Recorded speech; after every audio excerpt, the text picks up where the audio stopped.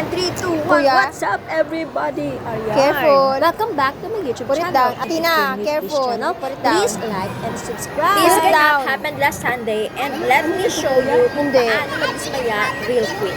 Pero bago yan, papakita ko muna sa inyo guys na nag-enjoy ang kids talaga dito sa mga birds na ito. Kasi parang naman sila tagang totoong birds talaga. Kasi interactive sila. So, we are here kasi naghahanap kami ng masahe.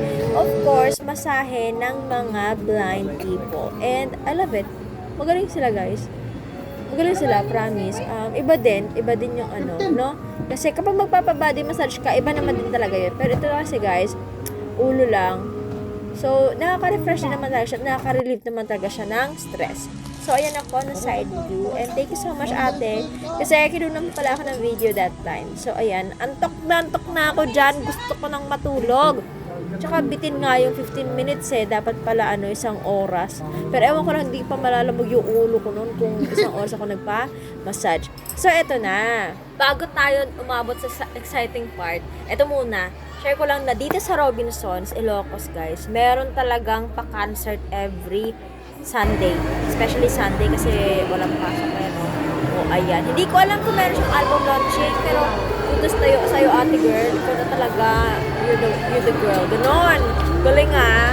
Diba kanina ka pa, nakanganga dyan. Baka naman may balak magpahiram na microphone. So, merienda mo na kami bago pumunta sa misa. Para wala nang mga bata. Alam mo yun, magpupilit na ganito, ganyan. So, habang kami ay naghihintay sa ating order ng price, ayan, kinig muna tayo sa album launching ni ate. Kasi kanina ko siya din nagpa-concert.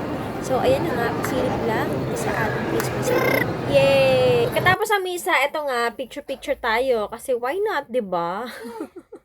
Yun na. Picture-picture tayo sa yung OOTD. Bakit?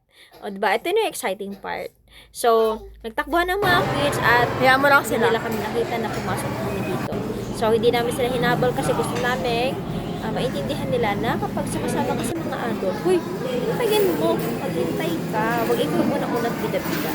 So, ito nga guys, hindi ko alam kung paano ko siya i-explain kung paano ako na-dismaya sa akin namin. Ayan. I was expecting na sana naman hindi siya ganito katit. Though, nag-expect naman talaga din na crunchy siya. And, hindi ko siya in-expect na ganyan siya ka-alat. So, ayun. Wala na ako ibang choice kundi ubusin na lang, sayang din. Hindi ko alam kung ano sasabihin ko, biglang bumaba ang energy ko, yes. Kasi nga talaga, hindi ito yung kare-kare na in-expect ko. So, this is not paninira sa establishment, pero hindi talaga ako